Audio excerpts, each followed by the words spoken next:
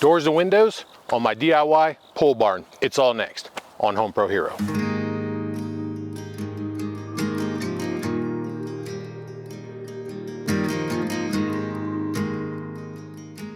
So today we're installing garage doors, the man door, and then we'll finish out the building with the windows. I'll bring it to you all in this one video.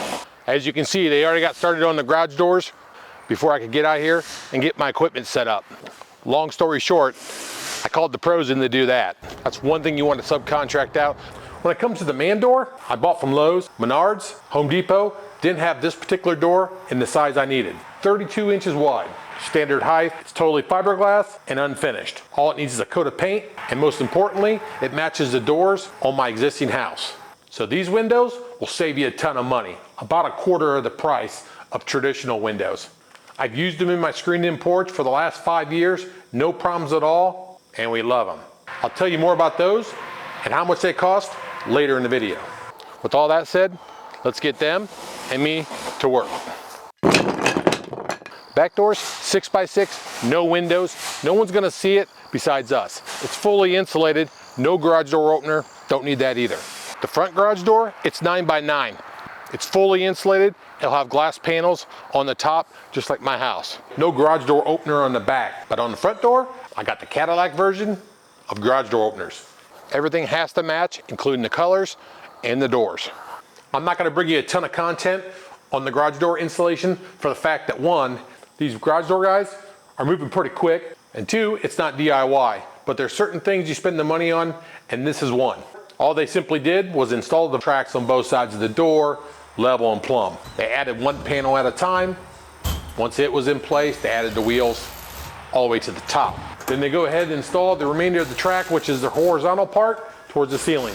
Simply open it, make some adjustments, add that outside weather stripping, and then what I really want to talk about, something new to me, and probably likely new to you too, is the garage door opener. In my garage at the house, I already have 3 LiftMaster MyQ openers, chain driven. In the barn, same manufacturer, I went with the LiftMaster MyQ side mount garage door opener. That means no chain, no belts, and everything tucked nice and neat to the side. It's super quiet. On top of that, it has a ton of features. It's Wi-Fi, it has an app, all the bells and whistles. They gave me an exterior keypad, 4 car remotes, and also the push button inside, which is smart and has a digital display. It's got a nice safety feature when it comes to the deadbolt. As the garage door shuts, the deadbolt locks.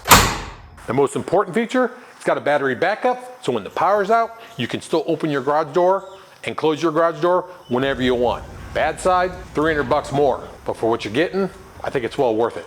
So in the doors I have in my house, back in the old days, they used to screw them on.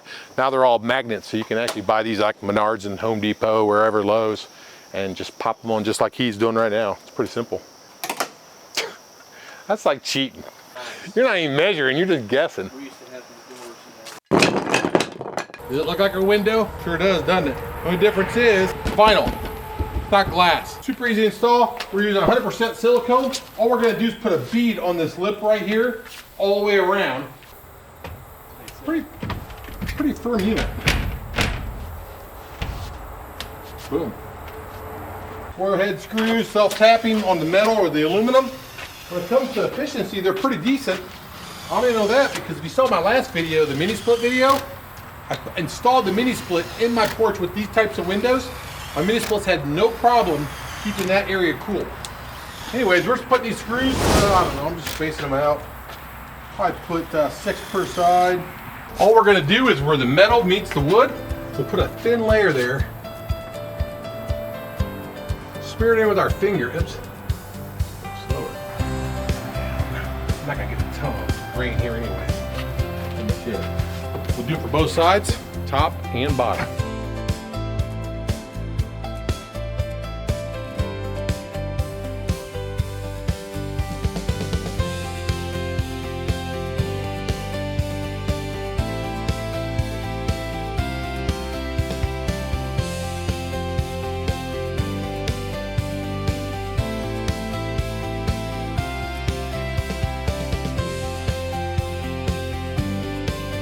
We don't really have to check for levels as we already know our seals are level. We know our opening's level. And as long as those panels are up on the windows when you install them, we know the unit's square. So the chances of us being off, pop putting the nut. I'll put the link in the description of where I got these windows at. And at the end, I'll tell you how much they cost. I'm gonna dry fit it first, guys. And if it fits and it's somewhat level, we'll pull it out, put the adhesive down on the threshold, and install it. Most important thing is you want to make sure your threshold is actually somewhat level. If it is, then the rest of the door will kind of play.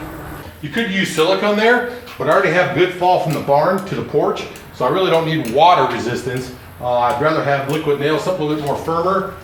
Now let's put the door back in place. Try to hold that door closed. Check for level again. Let's do it from the front, seems to be a little easier. Let's put the inside jam. You can go. Check the inside. Then leave one screw out, which I didn't get the filler screw. Not too tight, just tight enough.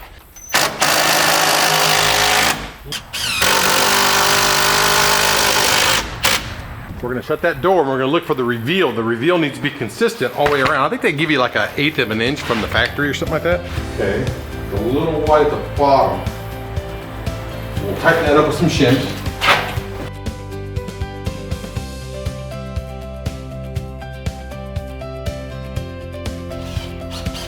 Piece of weather stripping right here that I'll tuck this screw behind, no one will see it. They do, it's a barn, guys. Remember, this is a barn. Everybody thinks I'm building a house, but I'm actually building the barn. Let's check it. Yep, that's good. If you don't have one of these, get one. You'll always need one. Blades are ridiculously expensive until I found Amazon, and you can get like 24 of these for like 19 bucks. At the store, one of them run you like $13 or $14, and these blades work great. I'll probably use a nail gun on the front there, just kind of get the brick molding, tie it all in, boom, boom, boom, all the way around. I'm gonna knock out that trim, put that trim back on real quick, and then we'll head upstairs and knock out those windows. The doors, the front windows look good. Let's head upstairs to the new loft area. Haven't seen a video on that yet. I'll bring it to you soon. But here's the windows to the upstairs. The only thing I didn't like was I couldn't run a perpendicular piece of metal to give me like a factory panel type look. I think I might have a solution for that later. These things will save you a ton of money and no one will know the difference from the outside or the inside. The process is the same, what it was downstairs. Things are super light too, by the way. That's what makes it really nice.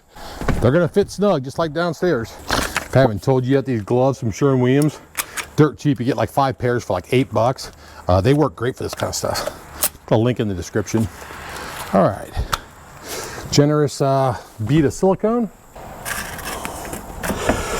All right, that's in. All right, yeah, pretty much in. Anyways, first screw.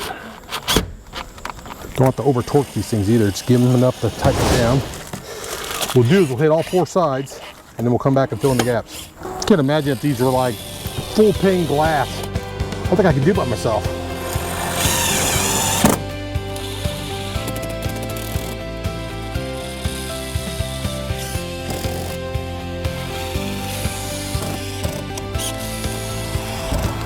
All right, good.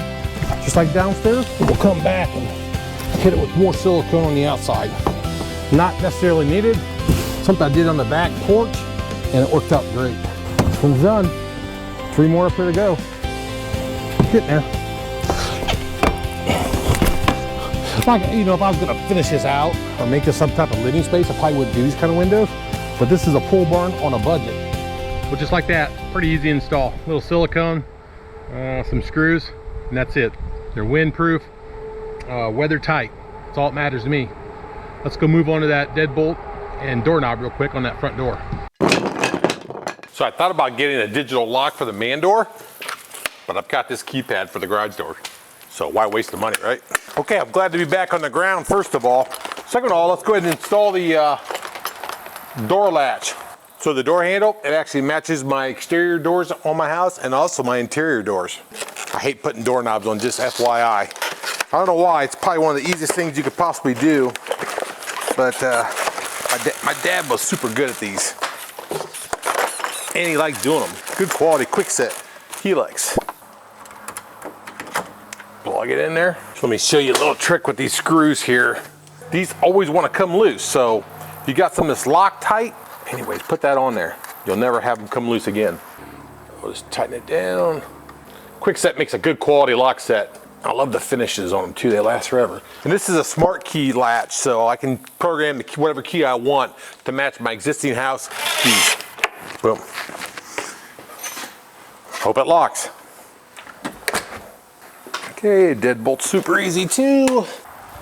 It's like either way it'll go up. Should fit like a glove, oh yeah.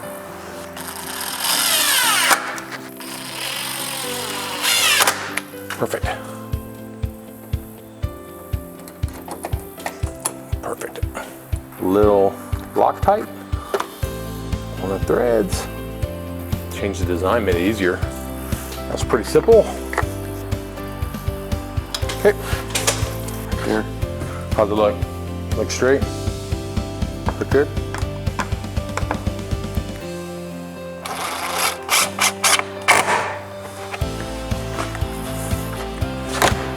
And then we should push. Oh yeah. How's it look out here? Yeah, pretty nice. Man, she's firm too. Feels really good. Well, there you go. We're dried in, weatherproof, and also now secured. The big question is, how much did all this cost? The garage doors, about $5,300. The man door, just under $500. The windows, $2,200. All for about $8,000. Not too bad, considering the quality of the products I installed on the barn. Make sure you like the video, make sure you're subscribed. Check out HomeProHero.net, my new website. Take care. I'll see you next time.